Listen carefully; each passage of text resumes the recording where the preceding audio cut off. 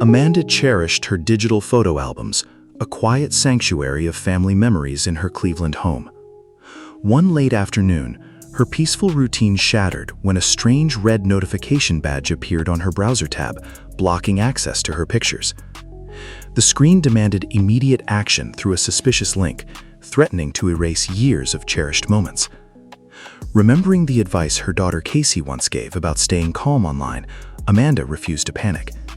With her husband John nearby, she noticed the urgent demands felt entirely wrong. Instead of clicking the glowing trap, she took a deep breath, preparing to protect her digital life and reclaim her independence. The late afternoon sun cast a warm golden glow across the quiet home office in Cleveland. Amanda sat comfortably in her favorite armchair, a soft blanket draped over her lap. She opened her laptop to view her digital photo albums, smiling at the familiar faces of her grandchildren. The house was perfectly still, filled only with the gentle hum of the refrigerator down the hall. She clicked on a folder filled with summer memories, expecting to see bright smiles and sunny beaches. The digital world usually felt like a safe extension of her physical home, a place where she kept her most valued treasures organized and secure. Suddenly, the screen froze. The familiar interface vanished, replaced by a harsh, glaring overlay. A bright red notification badge appeared on the browser tab, glowing intensely in the dimming room. The page demanded she click a strange, unfamiliar link to verify her identity immediately. The text flashed with aggressive urgency, warning that her account would be permanently locked. Amanda felt a brief, sharp spike of worry. Those photos were her most precious treasures, irreplaceable memories of her family. Her hand hovered over the mouse, trembling slightly, as the red badge seemed to pulse with demanding energy. The bright colors felt invasive, turning her peaceful sanctuary into a space of sudden, uninvited pressure. The heavy silence of the room was broken by the soft creak of the hallway floorboards. John walked into the office, carrying 2 mugs of chamomile tea. He stopped when he saw the rigid posture of his wife. He set the mugs down on the desk and gently touched her shoulder. He asked if the computer was broken, his voice calm and grounding. Amanda pointed at the screen, her eyes fixed on the glowing red number. She whispered that the message demanded she click the link right now. Yet, as she stared at the aggressive text, her gut instinct told her to stop. The urgent tone felt entirely wrong, like a stranger shouting in a quiet library. She pulled her hand away from the mouse, the red badge still glaring at her, as she realized this digital trap was testing her resolve. She took a slow, deep breath, letting the calm energy of the room settle over her. The glowing red badge remained on the screen, a silent digital threat waiting for her next move. Amanda knew she had to be careful, protecting her independence and her precious memories from this sudden, unexpected danger. The laptop fan whirred softly, a mundane sound that contrasted sharply with the aggressive visual display demanding her immediate attention. She looked at the framed photograph of her grandchildren on the desk, reminding herself exactly what was at stake. These were not just files, they were the visual history of her family, and she would not let a faceless digital trickster take them away. Amanda kept her hand firmly away from the mouse. The harsh light from the monitor painted sharp shadows across the quiet home office in Cleveland. She stared at the glaring overlay, forcing her eyes to read the aggressive text instead of reacting to its bright colors. 2 clear warnings stood out in the block of demanding text. The first was the heavy pressure to act right this very second. The second was the stark threat of permanent deletion if she hesitated. The screen screamed for immediate clicks, but her quiet mind demanded a slower, safer path. She took a slow, deep breath, letting the heavy silence of the room settle over her. The dark room felt heavy with the digital threat, but her steady breathing brought a quiet, grounded sense of control. She remembered the practical advice her daughter Casey had given her just last week over Sunday dinner. Casey had gently reminded her to never trust a message that rushed her, and always to find the official contact herself. That memory anchored her resolve completely, replacing the initial spike of fear with a solid foundation of logic. John stood nearby, watching her step back from the desk with a look of quiet concern. He asked if she was okay, his voice a steady comfort in the dim light. Amanda kept her eyes fixed on the wall, deliberately avoiding the glowing screen. She told him she needed her glasses and stated clearly that they were not clicking that link. She would find the real number herself. John nodded slowly, understanding the firm boundary she had just drawn. He turned and walked quietly toward the hallway to fetch her small leather-bound address book from the side table. Amanda remained in her chair, listening to the soft creak of the floorboards. The urgent warning relied entirely on her panic, and stepping away had already broken its invisible trap. She was no longer a startled victim caught in a digital snare. She was a calm investigator, taking charge of her own safety, relying on decades of practical wisdom. When John returned, he placed the familiar book gently into her hands. She opened it to the well-worn pages, ready to dial the true official number she had written there years ago. The glowing red badge remained on the monitor behind her, a silent and ignored threat in the dark room, as she prepared to reclaim her independence. The leather cover felt solid and real in her hands, a physical anchor in a moment of virtual chaos. She adjusted her reading glasses, ensuring she could see the neat, careful writing she had used to record the bank and support numbers years ago. This simple analog tool was her shield against the rushing, demanding digital world. Amanda opened the familiar leather address book, her fingers tracing the worn, comforting cover. The pages smelled faintly of old paper and ink, a stark contrast to the cold digital threat looming behind her. The quiet home office in Cleveland felt like a sanctuary, a place where the digital world was not supposed to intrude with such aggression. Suddenly, the monitor flashed a harsh new warning.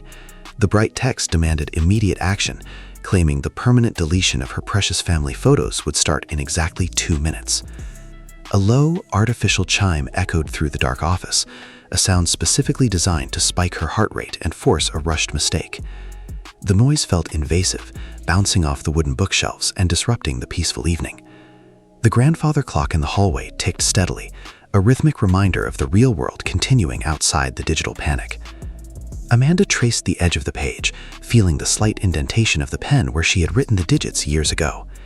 The leather cover felt solid and real in her hands, a physical anchor in a moment of virtual chaos.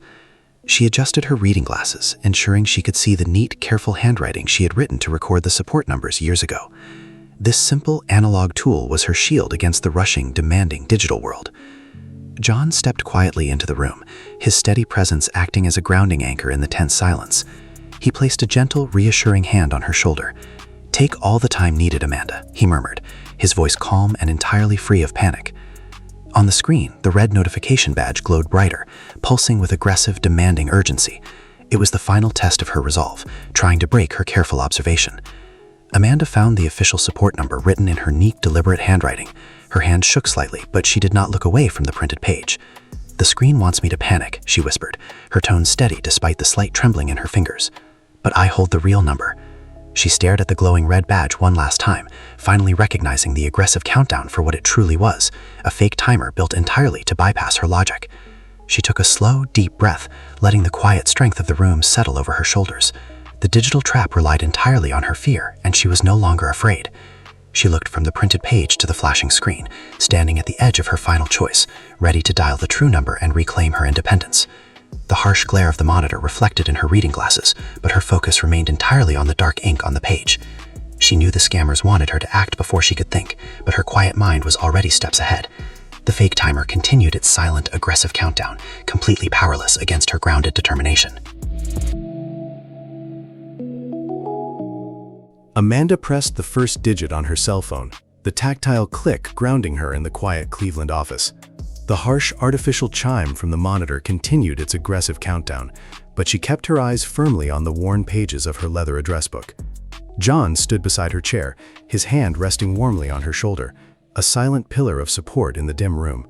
She dialed the final number and held the phone to her ear, listening to the steady ringing tone.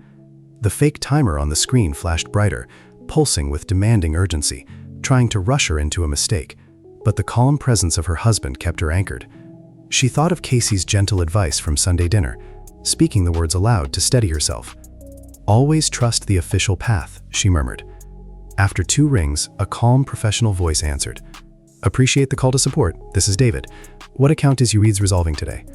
Amanda explained the glaring red overlay and the urgent demands in a clear, steady tone. David typed quietly for a moment, the soft clicking of his keyboard audible through the receiver. "I see the alert on the screen, ma'am, but I can assure the account is safe. That message is not from this department. The account is not scheduled for deletion." As he spoke those words, the aggressive red notification badge on the browser tab suddenly flickered and vanished, leaving only the familiar, peaceful interface of her photo albums. The heavy tension in the room dissolved into a quiet, profound relief. The artificial chimes stopped abruptly, leaving only the gentle hum of the refrigerator down the hall. The soft glow of the desk lamp illuminated the dust motes dancing in the air, highlighting the physical reality of the room against the virtual threat. She took a slow, deep breath, letting the quiet strength of the room settle over her shoulders once more. The physical world felt safe again, grounded by the familiar sense of old paper and chamomile tea. The digital trap had failed, broken by her own steady patience and refusal to rush.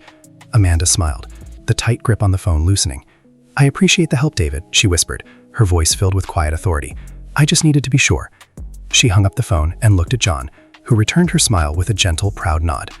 She had successfully bypassed the trap, reclaiming her digital independence through her own careful observation. The invisible snare was broken. Yet, as she reached for the mouse to finally open her summer folder, the screen refreshed and displayed a new, unfamiliar prompt. The system required a mandatory security verification code sent to an old, disconnected email address before the albums could be fully unlocked. The red badge was gone, but the final door to her memories remained firmly shut, demanding one last careful step to cross. Amanda stared at the new prompt, the soft glow of the monitor reflecting in her reading glasses. The system demanded a verification code sent to an old, disconnected email address. For a brief second, the quiet room felt heavy with the familiar weight of digital frustration. But she did not let the annoyance take root. She leaned closer to the screen, her eyes scanning the small, plain text at the bottom of the box. There, hidden in simple gray letters, was a link to try another method. She clicked it with a steady hand.